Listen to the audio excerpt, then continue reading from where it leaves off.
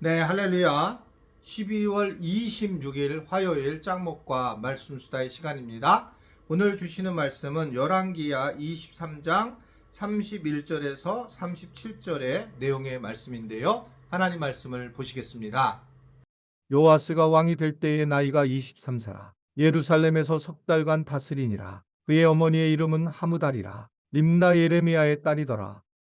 요아스가 그의 조상들의 모든 행위대로 여호와 보시기에 악을 행하였더니 바로 느고가 그를 하맛 땅 리블라에 가두어 예루살렘에서 왕이 되지 못하게 하고 또 그 나라로 100달란트와 금 1달란트를 벌금으로 내게 하고 바로 느고가 요시아의 아들 엘리야김을 그의 아버지 요시아를 대신하여 왕으로 삼고 그의 이름을 고쳐 여호야김이라 하고 요아스는 애굽으로 잡아갔더니 그가 거기서 죽으니라.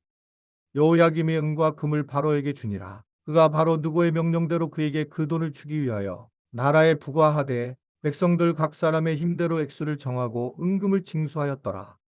여호야김이 왕이 될 때에 나이가 25세라. 예루살렘에서 11년간 다스리니라. 그의 어머니의 이름은 스비다라 누마 부다의 딸이더라.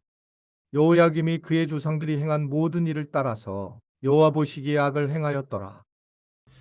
네, 요시야가 이제 갑자기 전사를 하게 됩니다. 애굽의 바로 느고에게 당하게 되는데 그러면서 여호아스가 유다의 왕으로 등극을 하죠.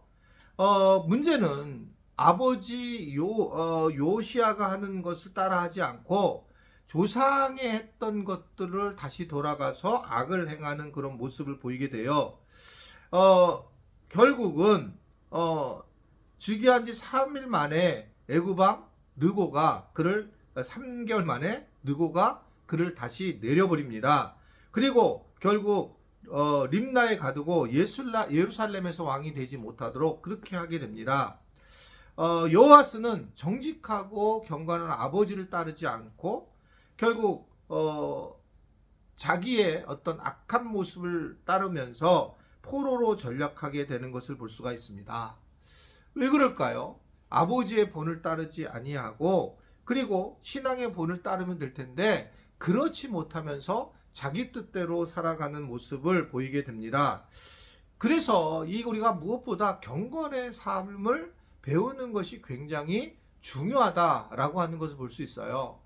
우리가 그냥 사는 게 아니라 무언가 이 땅에서 본인이 되는 것을 따라 살아가는 게 중요한데 그것을 따르지 않고 자기의 소견에 옳은 대로 살아갈 때가 가장 커다란 문제가 되는 걸 볼 수 있습니다.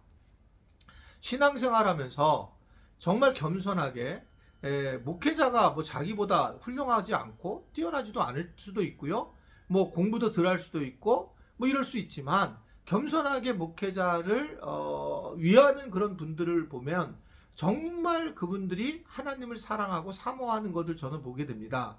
왜 이런 말을 드리게 되냐면 그렇게 됐을 때 목회자의 영향력에 의해서 믿음이 자라게 되는데 목회자를 함부로 생각을 하고 또 우습게 생각을 하게 되면 신앙적 성장이 이루어지지 않는 거예요.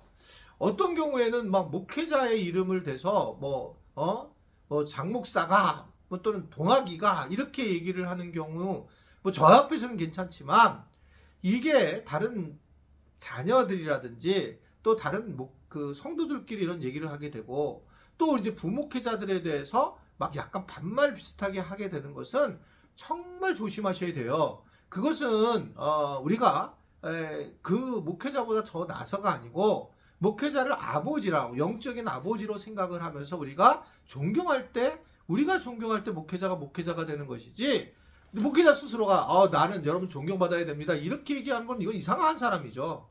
그러니까 이게 서로 우리가 교인들이 목회자를 잘 섬기고 도와주는 것은 굉장히 저는 중요하다고 생각을 하게 돼요. 왜 여호사스가 요시야를 따르지 않았느냐? 쉽게 가면 요시야에 대해서 그냥 무시했던 거야, 아버지를요.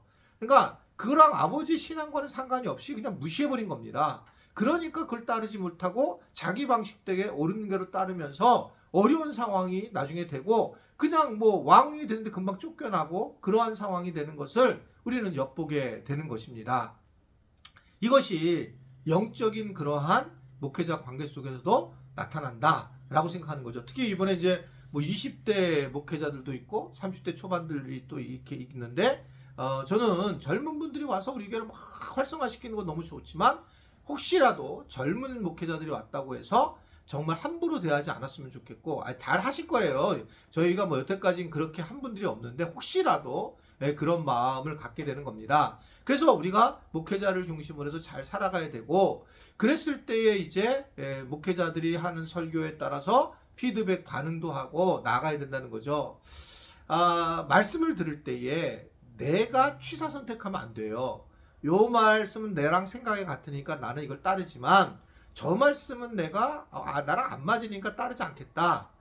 여러분 우리가 하나님의 말씀을 들을 때에 긍정적으로 오는 경우도 있고 부정적으로 오는 경우도 있어요. 긍정적으로 내가 평강을 주는 경우도 있지만 내 마음에 부대낌을 주는 것도 있어요.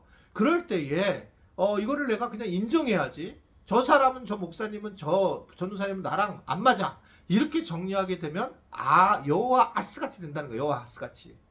그러니까 그거에 대해서 그냥 다 인정하고 상황을 인정해주고 그리고 이제 내가 나에게 이런 말씀을 주신구나 할 때 그럴 때 요시야의 아버지를 따라서 그가 어떻게 믿음의 사람으로 세워졌을 텐데 그렇지 않다라는 것들을 엿보게 하는 그런 장면입니다. 그래서 이게 참 아쉬운 거죠. 이 부분이 우리가 아버지가 잘 되면 자녀들은 잘 될 수밖에 없는데 그것조차도 못하는 악한 죄인이라는 걸 다시 한번 우리에게 전해주고 있는 게 아닌가라는 생각을 하게 됩니다. 12월 이제 얼마 남지 않았는데 우리 지체들이 좀 건강하게 믿음 생활을 더 행복하게 하시면서 그러나 좀 더 내가 쓴소리도 듣고 단소리도 듣고 그래서 내 것을 주장하는 게 아니라 그냥 목회자들의 말씀에 따라서 반응을 할 때에 본인의 변화가 있다는 걸 알고 그러한 삶을 살아갈 수 있게 되기를 간절히 바랍니다. 기도하겠습니다. 하나님 아버지, 말씀을 듣는 자, 또 말씀을 하는 자가 있지만 말씀하는 자가 완벽한 사람은 아니지만 말씀을 듣는 자가 말씀을 하는 목회자들을 통해서 삶의 변화가 분명히 일어날 것이라는 것을 알고 하나님 겸손하게 교만하지 않게 자기 생각과 다르지만 함께 그 말씀을 듣고 반응하며 은혜를 경험할 수 있는 우리 지체들이 되도록 도와 주옵소서. 예수님의 이름으로 기도드리옵나이다. 아멘.